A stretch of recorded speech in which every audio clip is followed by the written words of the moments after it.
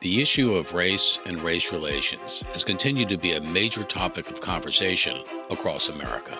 Today, we hear from veteran journalist, author, and Fox News regular Juan Williams, whose latest book, New Prize for These Eyes, chronicles America's second major civil rights movement and the difficult position it created, not just for the country, but for its first Black president. From Ballard Studios in Washington, D.C., another special edition of 13th and Park. You and I can differ, but that doesn't mean you and I cannot be friends. That often is missing in politics. We went from North Korea to Eminem. That's a lot, man. Aliens could have invaded and nothing would surprise me at this point. It's a nightmare. Those are the facts. We have to solve everything. What's in this tea?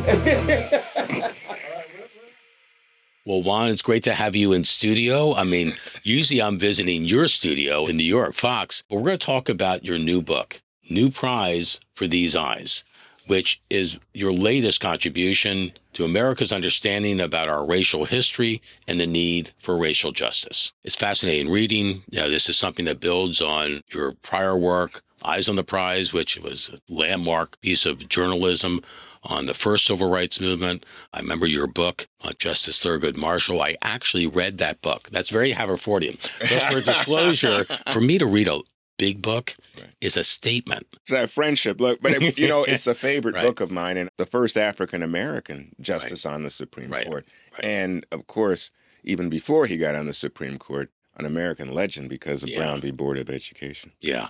The course of racial history in America parallels your own life story, your emigration from Panama, all your journalism that was really dedicated to fostering understanding of racial history and where we've been and where we should go. How has that informed this particular book, which is really about what you're referring to as the second civil rights movement?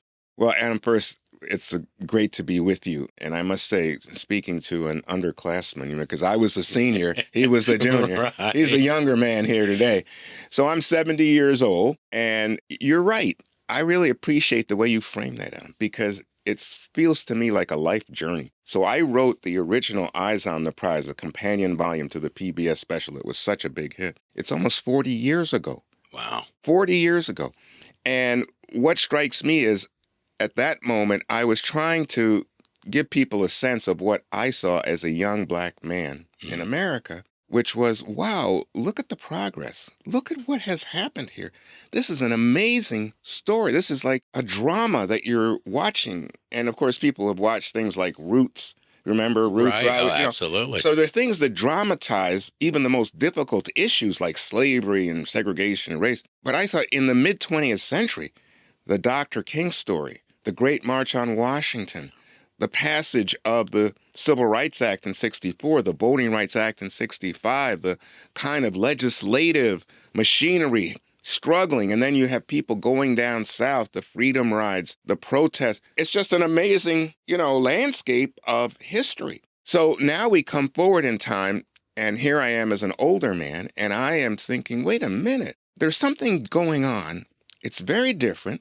It seems to be built on the first movement, but it's very different. The first movement believed that if you established rights of people of color in the United States, constitutional rights, you would have more representation, political power shared, and therefore everybody's rights would be protected. Well, in large part, we've seen that come about. But here we are now, and there's a second movement in which people are saying, what about police brutality? What about mass incarceration? What about poor quality schools in Black neighborhoods? Income inequality, the lived experience.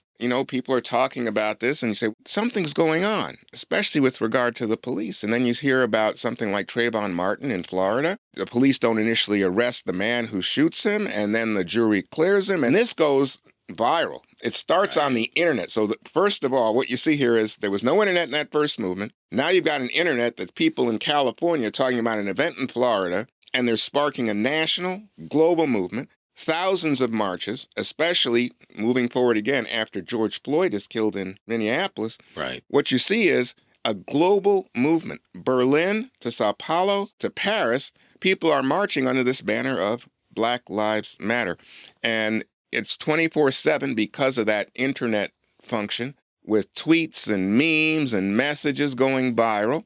and images. Obviously, somebody videotaped what happened to George Floyd, and so people could see it and feel the emotion. This is a different era of civil rights, and there's voice for people who didn't have voice in the first movement. I mean, obviously, Dr. King was the standard bearer, the personification of that movement. But now, the people who started Black Lives Matter, I don't know where they are. I don't know what they're doing. They didn't want any kind of hierarchy. And this is much more a diffuse movement. And by the way, more racially diverse. You know, going back to the Black Lives Matter marches after Floyd's death, they're mostly white people. It's almost half white. The second largest racial group, Hispanic, third Black. But again, it's a different movement, a different era here at the start of the 21st century. Let's talk about Barack Obama. I remember, as you do, the speech he made at the Democratic National Convention in 2004. Now, even as we speak, there are those who are preparing to divide us. The spin masters, the negative ad peddlers, who embrace the politics of anything goes. Well, I say to them tonight, there is not a liberal America and a conservative America. There is the United States of America. There is not a Black America and a white America and Latino America and Asian America. There's the United States of America. That was wow. That was a wow moment. And that, of course, elevated Barack Obama from an interesting legislator to ultimately the president of the United States. But then he had to try to figure out how to deal with the second civil rights movement. So he's kind of in a time when people were being asked to choose sides. It was a tough needle for him to thread to get through, wasn't it? Yeah, and I just want to start with that speech that you mentioned, Adam. I guess for you and for 13th and Park, it must have touched the same button it touched in so many Americans, because it was an uplifting speech. It gave us a new horizon in terms of race relations.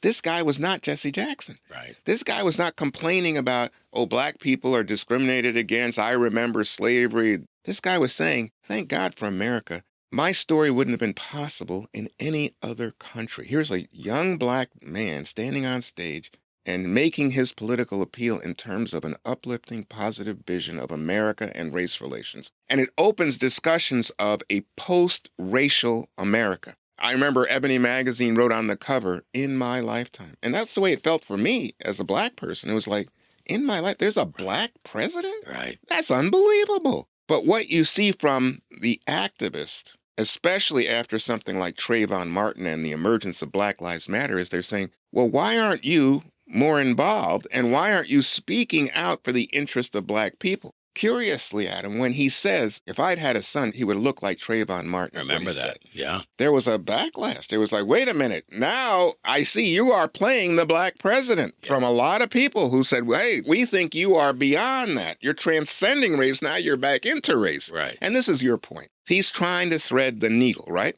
And he then consistently tries to stay away from these issues, but he can't. Remember when Henry Louis Gates, the Harvard professor, gets into it with a policeman up in Cambridge, Mass, trying to get into his house. The cops cause a disturbance. Obama says, well, this was stupid behavior. The man's trying to get into his own house. Why are you arresting? And people say, oh, wait a minute. You're siding with the Black guy over the police. And the police protect us. What are you doing, right? And his approval rating then among whites never got above 50 after that. It gets into what I said. Whose side are you on? That became a definer about where Barack Obama really was on this issue. But even Ebony Magazine, you cited, they grew disappointed in Barack Obama. After writing that this was like a once-in-a-lifetime experience and transformation, suddenly they were kind of let down because they were disappointed Barack Obama was not maybe more of a Black president than an American president. They said he didn't read the room.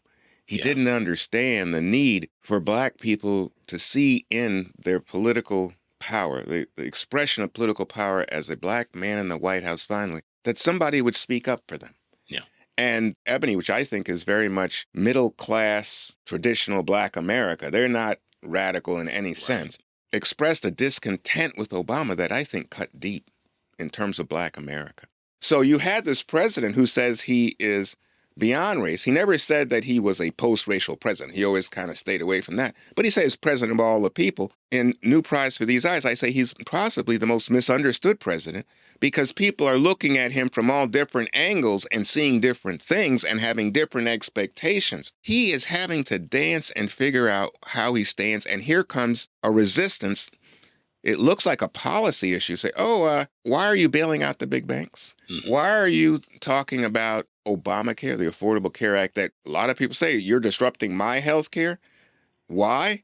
You're going to now take my tax dollars in my healthcare system and take care of these ne'er-do-wells, disproportionately minorities? Oh, you're the black president. There you go. Right? Yeah. No one wants to say it because we get uncomfortable talking about race, but it's a racial issue. Let's talk about Black Lives Matter for a second. So they came out of nowhere. Certainly the internet was the super juice that got them going and going fast, right? But in recent times, it seems like let's say their numbers, I call it the numbers, the popularity of BLM has ebbed a bit. In fact, more than a bit. I think they're down like 20 points from their high. And there are some explanations for it. And I'd be interested in your perspective. One of them being, it was like, you're on this side or you're on that side. And a lot of Americans feel kind of cross-pressured, Juan, when you're asked to choose between the more righteous messaging coming from BLM and others, right? Mm-hmm. About doing the right thing, about racial equality, and the police. You can have mixed feelings about the police at times, but a lot of people feel, thank God, for the men and women wearing badges willing to risk their lives to keep the peace. And when you're forced into making a decision, a choose-up decision, people are conflicted, and I think that somewhat hurt Black Lives Matter in terms of their ability to continue to grow into and maybe through the second civil rights movement. With Black Lives Matter, I mentioned to you earlier the marches as a strong point of contrast in terms of the size of the marches and the global nature, and you mentioned the internet, the information system that accelerated Black Lives Matter's growth. Black Lives Matter was tremendously popular with white America because just what you said, speaking to the notion of justice and fairness and equal opportunity for all, people said, yeah, I'm with that. That's the Obama message back to that 2004 speech that we discussed. Right. But then what you get is the critics saying, wait a minute, some of these marches have violence in them. They're threatening. Well, it turns out there wasn't very much violence, but there were some incidents of violence, and people could point to them and that hurt.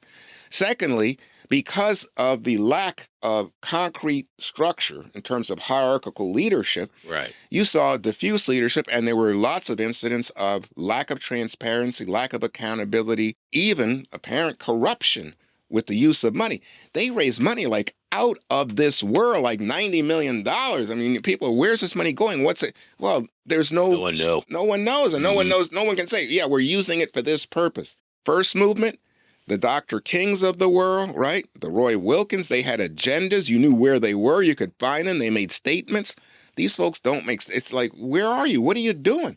And then, again, coming back to what you touched on, I think it's really keen, Adam. I haven't seen you in a while, but you're into this. The critics of Black Lives Matter then say, oh, you're into defund the police. That's it. You're hating on the police. Blue Lives Matter. And suddenly, now, a lot of the white support begins to peel away. Right. And also, you see politicians then using it. I think the two driving forces in American society over this period that I call the second civil rights movement have been the emergence of Black Lives Matter and the emergence of Make America Great Again. Oh. And a lot of Make America Great Again, coming from the new president, Donald Trump, has been about, well, Black Lives Matter is a symbol of hate. A lot of these people are Antifa, and they're dangerous, and big cities are dangerous with these minorities and stuff, and even saying to minorities, what the hell do you have to lose? I'm the best thing that's happened for blacks since Abe Lincoln. There's a lot of racial conversation. And this brings me to this moment now, at the start of the second term for President Trump, which is that we're having major debate in our society. And again, people are reluctant to just own up to a racial conversation, but about things like identity politics. Is it legitimate to think about race in terms of cultural representation?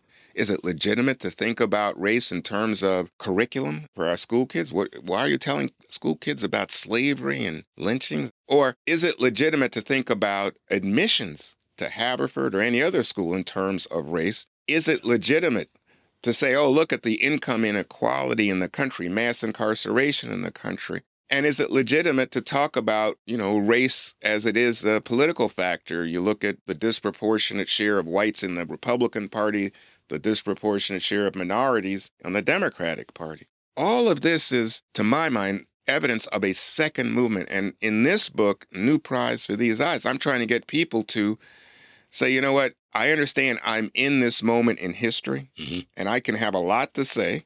I can be Adam Goodman. I can be someone who hears the message, thinks about it, gets my hands involved in the muck and mire, starts to shape, to work towards that better America. Let's talk politics for a second. President Biden, he came in as the stabilizer. I think that's maybe a good word. Versus Donald Trump, who's coming back in as a disruptor, right? So you have that. But I think it's fair to say that maybe President Biden missed the boat because of the social media revolution. I don't think he used social media effectively at all during the course of his presidency, which I think really hurt him.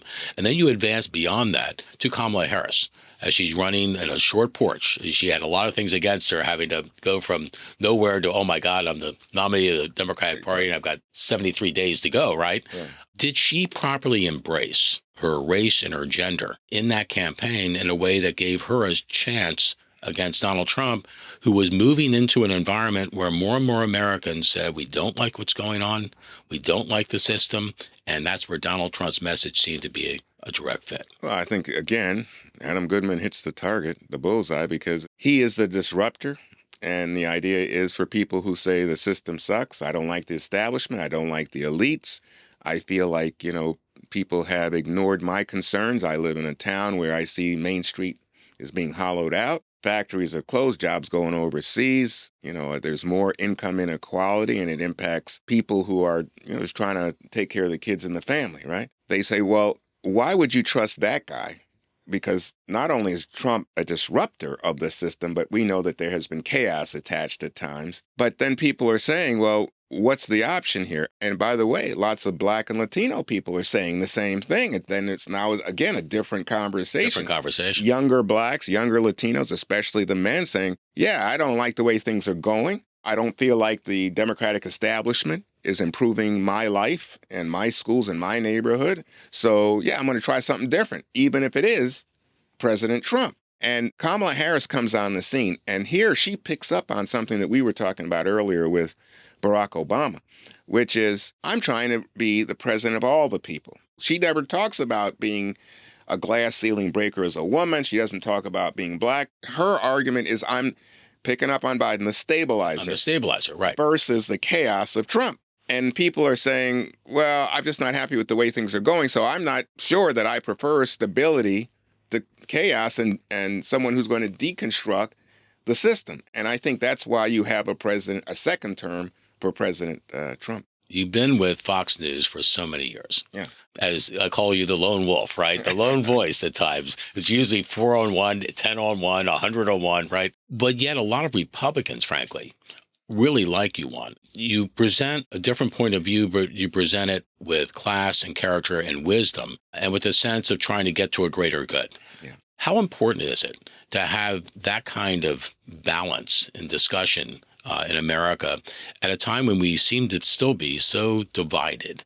Wow, it almost feels like church in here, because I think that's exactly who I am. And I think that's what I'm about, is trying to talk to people. I noticed that there are lots of Democrats who don't want to go talk on Fox. And I think Fox is so powerful and such a large platform.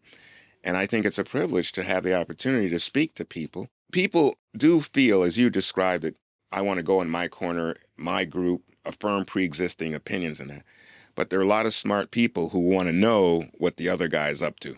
What are you thinking? Where's that coming from? And they don't want to end up in a silo where they are surprised when they look outside and it's, oh my God, who thought this was going on? No. So I am appreciative of the fact that I haven't been kicked out. And that people like you say, well, there's some value to having a range of opinions represented in conversation. And thanks for having me on today. You know, so many people have listened to what you've said over all these years, Juan. You'll never meet. But they, as you just said a minute ago, they learn something. And when you learn something, that usually enhances your sense of being and your sense of knowledge and your contribution potentially to the world. So thank you for all of that. Thank you for having the courage to stand tall, even against some of the waves that are coming at you. And you've also taught us again that there is a bigger thing in play here that has to unite all of us. And I think all of your scholarship, all these books have really gone directly to that point. Someone who's known me since I was a kid with an afro. Thank you, Ed. Great to be with you again.